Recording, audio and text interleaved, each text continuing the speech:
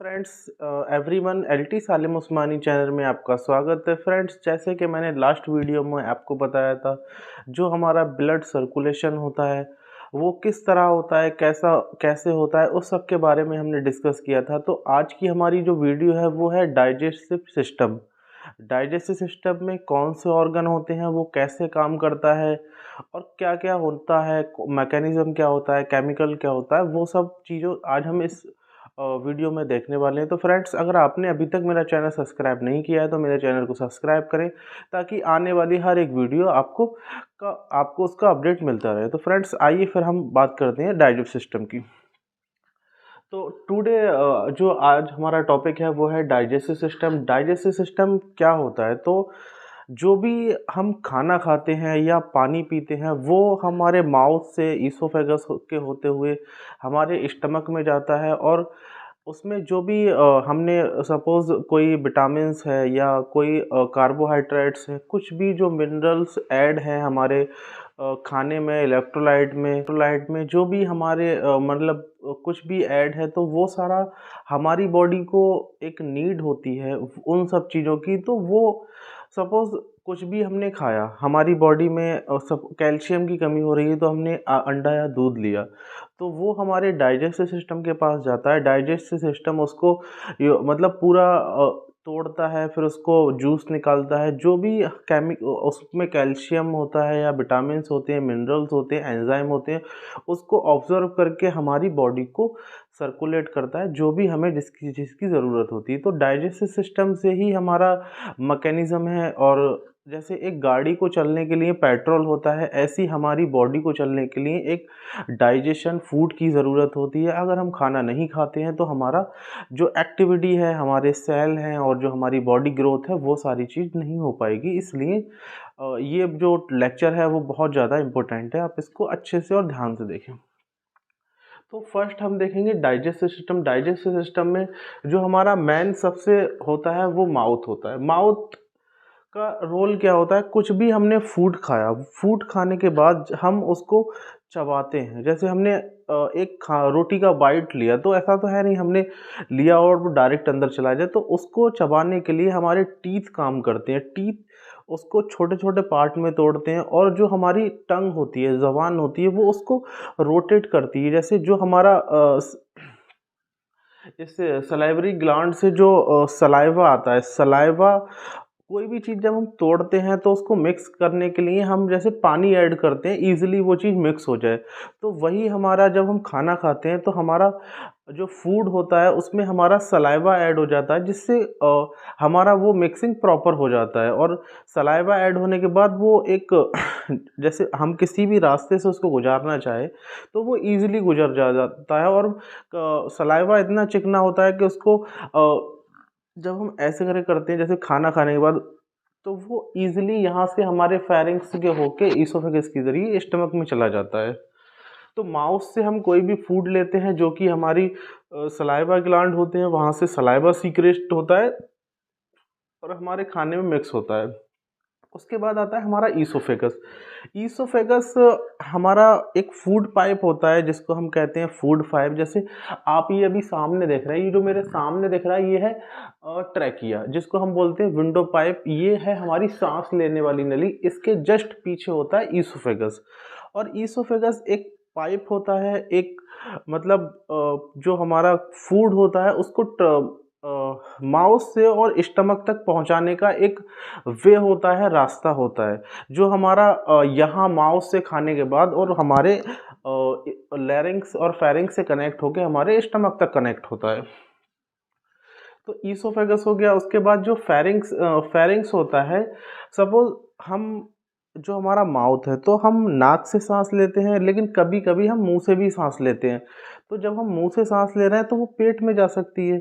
और अगर हम खाना खा रहे हैं, क्योंकि हमारा जो यहाँ पे जाके जो ये वाली ओपनिंग है वो एक ही सेम है, तो वहाँ पे जब हम कोई भी फूड लेते हैं तो जो एपिग्लोटिस नाम का यहाँ पे एक हमारा ऑर्गन होता है जो हमारे फूड को फूड वाले पाइप में डिवाइड करता है, और हमारी ईयर को हमारी ट्रैकिया में डिवाइड करता है। एपिग्लोटिस का काम होता है, जैसे ये एपिग्लोटिस है, यहाँ से अगर मतलब एपिग्लोटिस है और वो देखता है ये, अगर यहाँ से फूड आया है तो इधर को मूव कर देता है, और वो देखता है एयर आ रही है तो यहाँ को मूव कर देता है। एपिग्लोटिस का काम होता है कि जो खाना या जो भी जिस रास्ते पे है उसको प्रॉपर उसका रास्ते पे भेजना। जैसे आप खाना खाते हुए कभी कभी फंदा लगता है और फंदे के साथ आंसू निकल आते हैं और बहुत झटके से खाना वापस आता है, तो होता क्या है, वो ट्रैकिया जो सांस वाली नली है उसमें हमारा खाना जाता है। जब वो उसमें जाता है तो हमारा उसी कारण हमें फंदा लगता है। तो ईसोफेगस, ये जैसे अभी आपको मैंने ये दिखाया है, इसको आप मान सकते हैं ये हमारा एपिग्लोटिस है। ये एपिग्लोटिस हमारे मतलब फूड के अकॉर्डिंग और एयर के अकॉर्डिंग जो जिस साइड को जाना होता है वो उसको भेजने में बहुत मदद करता है। उसके बाद हमारा ये खाना स्टमक में आ जाता है। स्टमक में आने के बाद होता क्या है, जैसे हमने कोई भी फूड लिया, हमारे जो दांत हैं वो उसको काट के तोड़ के छोटा मोटा कर लेते हैं और उसमें सलाइवा मिक्स होने के बाद फूड पाइप के जरिए वो स्टमक में आ जाता है। अब स्टमक में हमारा एसिड होता है जो हमारे खाने को ब्रेक डाउन करता है।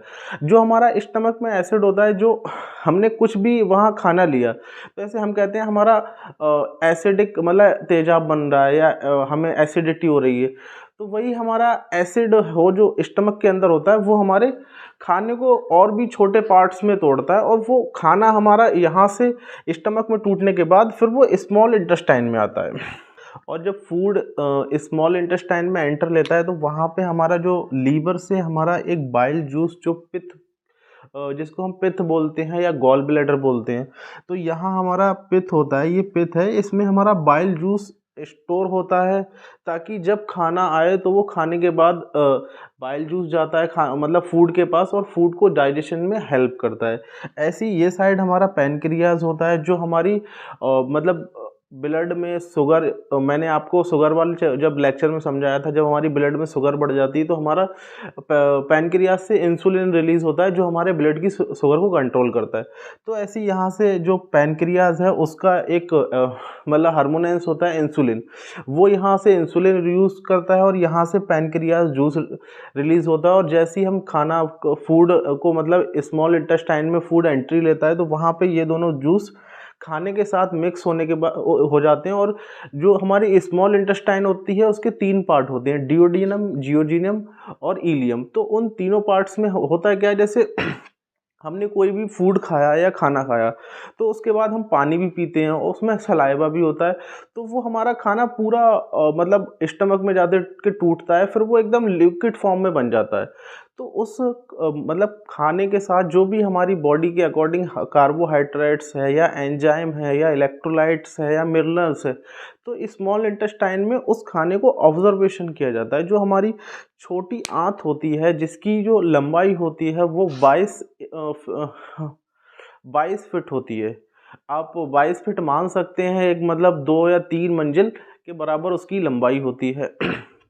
तो उसका जो मैकेनिज्म होता है स्मॉल आंत का मतलब जिसको हम स्मॉल इंटेस्टाइन कहते हैं या छोटी आंत कहते हैं, जितना भी हमारा एब्जॉर्बेशन का काम होता है वो सब हमारी छोटी आंत करती है। और जो भी उसमें मिनरल्स या वाटर सॉल्ट कुछ भी ऐड होता है वो हमारे वहाँ से छोटी छोटी कैपिलरी होती हैं जो डायरेक्ट ब्लड में मिक्स करती हैं, और ब्लड के में जाने के बाद फिर हमारी किडनी फिल्ट्रेशन करती है, और किडनी के फिल्ट्रेशन के बाद जो भी मिनरल्स या विटामिन्स, हार्मोन्स जो भी हमें मिला है फिर वो हमारी बॉडी में रेगुलेट हो जाता है।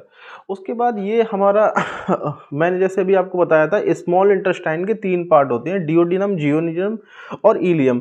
फिर इसके बाद ये लार्ज इंटेस्टाइन में आ जाता है, और लार्ज इंटेस्टाइन में आने के बाद फिर जैसे कुछ हमारा वेस्ट मटेरियल होता है मतलब फूड के साथ जो हमारा रेक्टम द्वारा बाहर निकल जाता है, और एक सेमी सॉलिड बना के स्मॉल इंटेस्टाइन छोड़ देती है जो हमारी लार्ज इंटेस्टाइन को पास कर देती है। लार्ज इंटेस्टाइन करती है उसमें से भी जो कुछ मतलब ऐसा होता है ऑब्जर्व जो स्मॉल इंटेस्टाइन नहीं कर पाती, फिर उसमें लार्ज इंटेस्टाइन हमारी बड़ी आंत उसको ऑब्जर्व करती है, जिसको हम कहते हैं ये जो हमारी बाहर से आप देख रहे हैं बड़ी आंत। इस बड़ी आंत के भी इसको भी 3 पार्ट में बांटा गया है। ये हमारा असेंडिंग पार्ट होता है, ये डिसेंडिंग पार्ट होता है। उसके बाद हम देखेंगे कि जो हमारा ये रेक्टम होता है, ये रेक्टम एक वो होता है जो एनस से ऊपर वाला भाग होता है और लार्ज इंटेस्टाइन का जो डिसेंडिंग वाला पार्ट होता है। तो लार्ज इंटेस्टाइन का डिसेंडिंग पार्ट और एनस से ऊपर वाले पार्ट को जो बीच वाला पार्ट होता है उसको हम रेक्टम बोलते हैं, जहां हमारा वेस्ट मटेरियल एक थोड़े से स्टोर रूप में भी होता है। उसके बाद हमारा एनस होता है और एनस से हमारा जो भी वेस्ट मटेरियल होता है वो हमारा बाहर हो जाता है स्टूल के रूप में। तो फ्रेंड्स, ऐसे हमारा डाइजेशन होता है, हम इस तरीके से खाते हैं और ये डाइजेशन होने के बाद हमारा ऐसे घूम के और फिर यहाँ से ये निकल जाता है। उसके बाद हम जानेंगे जो हमारी एसेसरी ऑर्गन होते हैं डाइजेस्टिव सिस्टम के। तो एसेसरी ऑर्गन में हम देखेंगे हमारी टंग्स होती है। जैसे मैंने आपको बताया था, टंग्स का काम होता है हमारे फूड को जो टीथ हमारे काटते हैं, मतलब छोटे छोटे पीस करते हैं और सलाइवा उनको टंग मिलाने में आसानी करती है। और जो टीथ होते हैं वो हमारे फूड को मतलब अच्छी तरीके से मतलब छोटे छोटे पार्ट्स कर देते हैं। और जो हमारा सैलिवरी ग्लैंड होता है वो हमारे माउथ में एक सलाइवा इकट्ठा करता है ताकि हमारे फूड को मिक्सिंग और हमारे फूड को विंड पाइप या ईसोफेगस में जाने में ईजिली हो। हमारा जो गॉल ब्लैडर है, गॉल ब्लैडर से हमारा जो गॉल ब्लैडर जूस होता है जिसको हम पित्त की थैली बोलते हैं। आपने नॉर्मल देखा होगा पेशेंट को पित्त की थैली में पथरी बन जाती है, जो वो पित्त की थैली रिमूव करते हैं। तो जैसे हमारे जो गॉल ब्लैडर का काम होता है वो हमारे खाने को डाइजेस्ट करने में उसका जूस हेल्प करता है। जब पेशेंट का ये ऑपरेशन में गॉल ब्लैडर निकल जाता है तो उनको डाइजेशन की प्रॉब्लम हो जाती है, एसिडिटी ज़्यादा बनती है, खाना हजम नहीं हो पाता है, तो ये सारी समस्या आ जाती हैं। वो एक हमारा अलग चैप्टर था जो मैंने आपको लास्ट वीडियो में स्टोन में पढ़ाया था। उसके बाद हम देखते हैं गॉल ब्लैडर। हाँ, हमने बता दिया। लीवर हमारा जो होता है उसको हम हेपेटिक भी कहते हैं और लीवर से ही हमारा गॉल ब्लैडर अटैच होता है। जो हमारा गॉल ब्लैडर जो बोलते हैं हम पित्त रस, या जिसको हम बोलते हैं गॉल ब्लैडर जूस, वो लीवर से ही गॉल ब्लैडर को मिलता है। उसके बाद पैनक्रियाज हमारा फूड में जो हमारा एक हार्मोनेस होता है इंसुलिन, जिसमें कार्बोहाइड्रेट जब हमारी ब्लड में बढ़ जाती है तो जो हमारा पैनक्रियाज है वो इंसुलिन रिलीज करता है और हमारी कार्बोहाइड्रेट्स लेवल करने के लिए। और ये हमारे एसेंसरी ऑर्गन होते हैं। उसके बाद हम डाइजेस्टिव सिस्टम के ऑर्गन जो देखते हैं तो उसमें हमारा माउथ आ जाता है। माउथ में हमारे मतलब माउथ एक ये खाली स्पेस होता है जो हमारे खाने को चबाने में, तोड़ने में, काटने में, मिक्सिंग करने में हेल्प करता है। ईसोफेगस हमारा ये एक रास्ता होता है जो खाने को यहाँ से लेके और यहाँ तक स्टमक के अंदर लाता है। इस रास्ते के ज़रिए जो हमारा खाना है वो इस रास्ते के ज़रिए ये लाने वाले पाइप को हम ईसोफेगस कहते हैं। और जो हमारी सांस लेने वाली होती है वो हमारी आगे की साइड में यहाँ पे होती है, जिसको हम ट्रैकिया कहते हैं।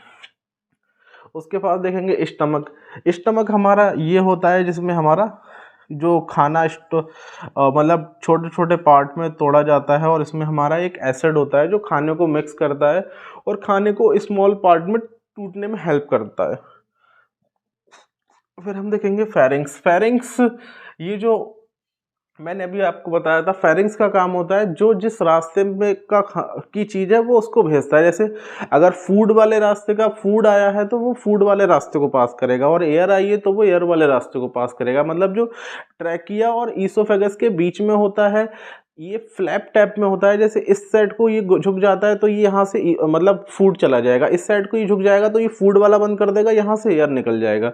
दोनों मतलब जो हमारे पाइप हैं, विंड पाइप और फूड पाइप, उनके बीच में होता है। तो जब वो देखता है कि ऊपर से फूड पास हुआ है तो वो फूड वाले को क्लोज कर, मतलब एयर वाले को क्लोज कर देगा, फूड यहाँ को चला जाएगा। जब वो देखेगा एयर आ रहा है तो वो फूड वाले को क्लोज कर लेगा और एयर वाले पाइप में छोड़ देगा। तो इसका ये काम होता है। उसके बाद हम देखेंगे हमारा स्मॉल इंटेस्टाइन। जैसे स्मॉल इंटेस्टाइन मैंने आपको ये अभी बताया था, ये हमारा स्मॉल इंटेस्टाइन होता है जिसके 3 पार्ट होते हैं, डियोडिनम, जियोजिनम और इलियम। ये 3 पार्ट्स में होता है। और इसका अगर फंक्शन की बात करें तो इसका फंक्शन होता है हमारे जो भी फूड्स में हमारा वाटर और हमारा सलाइवा सारा हमारा एक लिक्विड फॉर्म में जो फूड हमारा बन गया है तो उसको जो भी सिक्रेशन करना होता है, जो उसमें मतलब मिनरल्स, एंजाइम, विटामिन जो भी ऐड हुआ है उसका जो सिक्रेशन होता है हमारे फूड्स का, हमारी बॉडी को जो भी न्यूट्रिएंट्स की ज़रूरत है वो वहाँ पे वो सारी चीज़ें हमारी स्मॉल इंटेस्टाइन के अंदर होती है। उसके बाद हम देखेंगे लार्ज इंटेस्टाइन, जो हमारी ये बात ली है। तो लार्ज इंटेस्टाइन ये होती है जो हमारा जैसे ल्यूकिड जो हमारा एक ल्यूकिड ज़्यादा ल्यूकिड फॉर्म में हमारा था, वो स्मॉल इंटेस्टाइन ने वहाँ से ऑब्जर्व कर लिया। अब कुछ चीज़ें ऐसी होती हैं जो स्मॉल इंटेस्टाइन ऑब्जर्व नहीं कर पाती है, वो लार्ज इंटेस्टाइन को पास कर देती है। तो फिर उसका जो लार्ज इंटेस्टाइन जो उसमें से सीक्रेशन करती है न्यूट्रिएशन या विटामिन जो भी हैं, वो वहाँ से नहीं लेती है, फिर उसको एनएस के द्वारा होते हुए बाहर रेक्टम से निकाल देती है। उसके बाद देखेंगे हम रेक्टम, तो हम रेक्टम इस वाले भाग को कहते हैं, ये रेक्टम होता है, इसकी जो लंबाई होती है वो 6 इंच तक होती है। उसके बाद हम एनस देखेंगे, एनस जो हमारा मतलब टॉयलेट का रास्ता होता है, या जिसको हम कहते हैं मतलब के फीसिस का रास्ता होता है। तो इसकी हम साइज़ की बात करें, ये 2 इंच का होता है। तो फ्रेंड्स, ऐसे हमारा जो डाइजेस्टिव सिस्टम होता है वो इस तरीके से होता है। आई होप कि वीडियो आपको अच्छी लगी हो फ्रेंड्स। ज़्यादा से ज़्यादा सपोर्ट कीजिए मेरे चैनल को, और ऐसी सारे सिस्टम और सारी जो पैथोलॉजी मेडिकल की रिकॉर्डिंग इन्फॉर्मेशन रहेगी वो आपको इस चैनल में मिलती रहेगी। फ्रेंड्स, अगर आपको मेरा चैनल मेरी वीडियो आपको पसंद आई हो तो वीडियो को लाइक कीजिए, शेयर कीजिए और ज़्यादा से ज़्यादा लोगों को शेयर कीजिए। Thanks for watching.